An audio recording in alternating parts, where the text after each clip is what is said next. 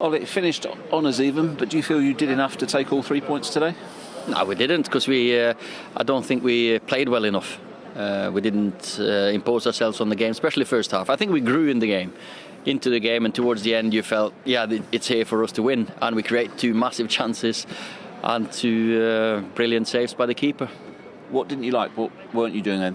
We can play better than this. We know that. We can be more composed. We can have the ball more. We had to defend really often, and I thought we gave the ball away too often. Maybe some moments we miss. You know, when Marcus makes his runs in behind, maybe sometimes we don't pass it every time. Might be okay if we win the next one. Should you have been braver, do you think? Well, it depends on what you mean with braver in the team selection or on the ball. I think we could have been better on the ball, been more quality, but no, I'd probably start with the same team if that's what you're asking. You said to us before the game, this was a test. Yep. If you were reviewing the test, how would you say you acquitted yourselves? I know we can play better, but we're still coming away from here with a point, which I think shows how far we've come in a year or even 6 months. In many ways, is it a positive? Because it certainly didn't damage the belief today, did it? Yeah, of course it's a positive. You take a point, but it's always, you want to win every game. That's so you can't really be sat here or stood here smiling too much. But we go again, and we know that we can do better than this, which is the big positive. Fulham away next on Wednesday evening for Manchester United. He's disappointed. Is it? Like we said at the start, you said it was a great opportunity. With the players missing, with no crowd, is it a missed opportunity for them to finally win at Anfield today? Do you know what? It's a strange one. I think, as he said, you'd be disappointed, but on the other hand, you'd be pleased as well. You have to remember, you come into the Premier League champions. The best team there's been for certainly the last season. The year before, they were unlucky not to win it. They haven't lost at Anfield for 67 games before today. So getting a result there, getting a point there, is a really good point. OK, they didn't have the centre-halves, and you'd like to capitalise on that. As he said, at times, he gave a ball away at times, they were a little bit sloppy at times. But when you at Anfield for 67 games before today, so getting a result there, getting a point there, is a really good point. OK, they didn't have the centre-halves, and you'd like to capitalise on that. As he said, at times, he gave a ball away at times, they were a little bit sloppy at times. But when you look back, they had the two best chances of the game.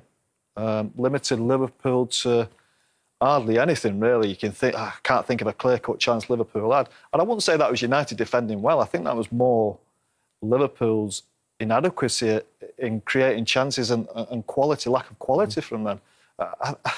I thought the first 25, 30 minutes, Liverpool at times played some really good stuff outside the box, couldn't create anything. And then for the last hour, I thought they were poor. I thought it wasn't a Liverpool team you expect. But you have to say the last 3 or 4 games, they've really struggled in front of goal. Mo Salah's snatching at things. Firmino's gone right off the boil. He's not creating like he used to. He doesn't look like he's going to score when he does get a chance. So I think Liverpool will definitely be the more disappointed of the two teams. Yeah. And United have to be pleased with a point at Anfield. Yeah. It's the question, the United that lost there last season and they've drawn here today, and you can see the progression. That team today, 12 months ago, might not have got a 0-0 draw. That's fair to say, yeah. Yeah, I think United have got an identity. When they play against the bigger teams, you pretty much know what they're going to do. Fred, McTominay sitting in front of a back four, fullbacks they really rely on Fernandes and the pace up front, Pogba to do a bit of magic. But basically, when you look at the team, they've got a goalkeeper and then 6 players are in there to defend only. And there's 4 that are, go and try to nick us the game. Whereas I think other teams, Liverpool, for example, you get so many more players that are willing to help out. You get fullbacks bombing forward, etc. Maybe their midfield is more holds the structure of the team. But I think they have got an identity now, United. You know that what they're going to do. They're going to try to use their pace up front. I thought a draw was a fair result today. I thought Liverpool did look quite good in the first 20, 30 minutes. But it's not hiding the fact Liverpool have been to help out. You get fullbacks bombing forward, etc. Maybe their midfield is more holds the structure of the team. But I think they have got an identity now, United. You know that what they're going to do. They're going to try to use their pace up front. I thought a draw was a fair result today. I thought Liverpool did look quite good in the first 20, 30 minutes. But it's not hiding the fact Liverpool have been pretty poor for a few games now. I mean, didn't score against Southampton, got beat. Didn't score against Newcastle. Didn't score against United. There's been other games that they've looked pretty average in as well. So I think Jurgen Klopp's got more of a headache at the moment than Ole Gunnar Solskjaer. OK, on that subject, let's get the views of the Liverpool manager, Jurgen Klopp. Jurgen, what's your verdict on the game, the result, and the way it panned out? A lot of good stuff. Obviously, what we miss is a goal. If we win this game 1-0, then I think it's completely fine because of the possession we had, the football we played, a lot of things. You cannot deny Man United for 90 minutes. We never could, and it's probably not possible for anybody, especially when they're in a good moment. But today, with all the things which were said before the game, they are flying and we are struggling.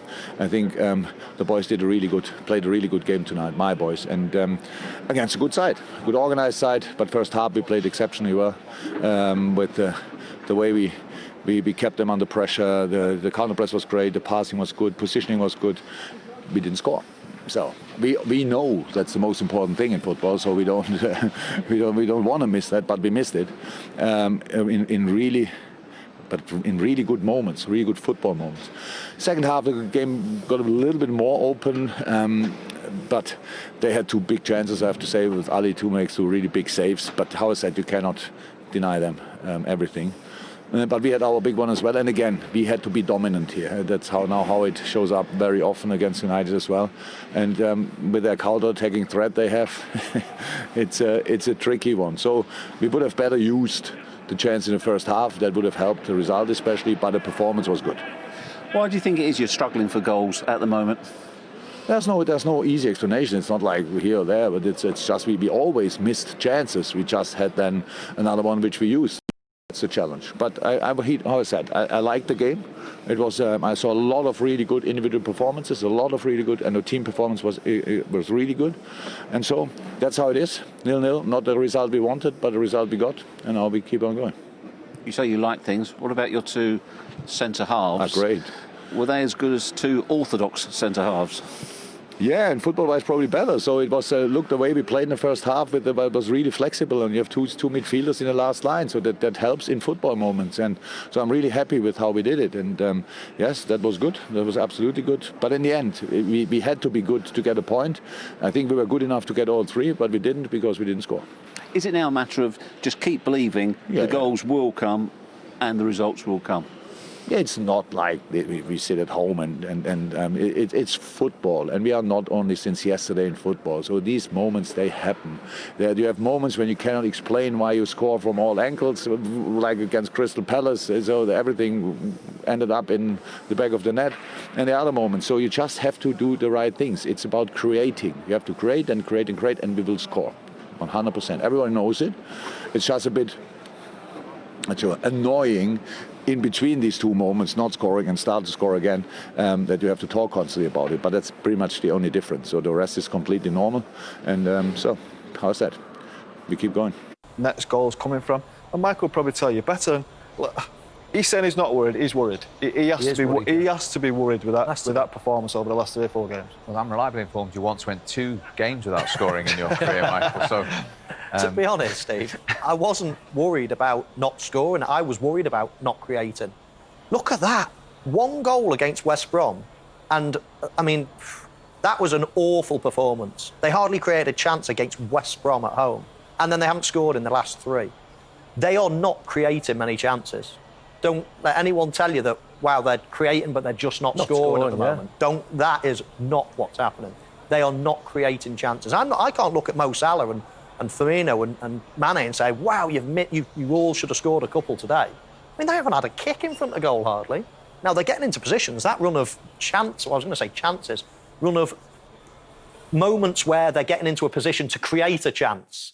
There was lots of them, but then the choice of pass, there's a lot of selfishness creeping in as well. I've seen that again. I think Mo Salah's not passing enough of the ball again at the moment. Yeah, he's never passed it though, hasn't he? I know he's never passed, but there's extremes. I think the last sort of few games, I'm watching him thinking, come on, He never gets his head up. It's just a shot, and when it's going off here and he's scoring goals, then great, keep doing it. But it becomes more highlighted when when the team are struggling to go. I think the best chances today, the half chances that they created, fell to Firmino. And he's the one out of the three who's never really been a great goal scorer. And he's normally an unselfish player, the one player that you want on the ball when Andy Robertson's going on the blind side of Pogba. And he's scoring goals, and great, keep doing it. But it becomes more highlighted when the team are struggling to go. I think the best chances today, the half chances that they created, fell to Firmino. And he's the one out of the three who's never really been a great goal scorer. And he's normally an unselfish player, the one player that you want on the ball when Andy Robertson's going on the blind side of Pogba in the first half. 2 big chances, he doesn't even spot him. Now, that's not like Firmino either. So they're getting in positions to create a chance, but they're not getting any chances hardly. And that's what I'd be worried about, not missing chances. Missing chances is it will always be part of the game. And if I missed 10, wouldn't be bothered because I might score the 11th. But if you don't give me chances, that's when it's panic time. That's why the midfielders are so important, you say, isn't it? The creators in the team. Provide 10 chances for me, you'll only score 1, he said. 11, you'll only score 1. I'd expect more than that, Michael. It's not just one of them not getting the goals, it's three of them, that's the problem. And the fourth is injured. I still think if you're about to cross a ball into the box or about to play a through ball or something... if the time's up, Michael... No, but you have to blow the whistle. You can't just, wait... That's another sport. Football's not like that, and never has been. If there's a chance brewing, then the referee... there wasn't a chance, was there? I mean, I'm not sticking up for anybody here, but... The ball was in for Solskjaer. The ball was in Liverpool's half. It's 70 yards away from the goal when he blows his whistle, It's a bad touch as well, isn't it? Watch his touch. And it's a great bit of play, don't get me wrong, but watch his touch. It's before it's played. Lindelof stops because he hears the whistle. Wan-Bissaka is stopping when he hears the whistle.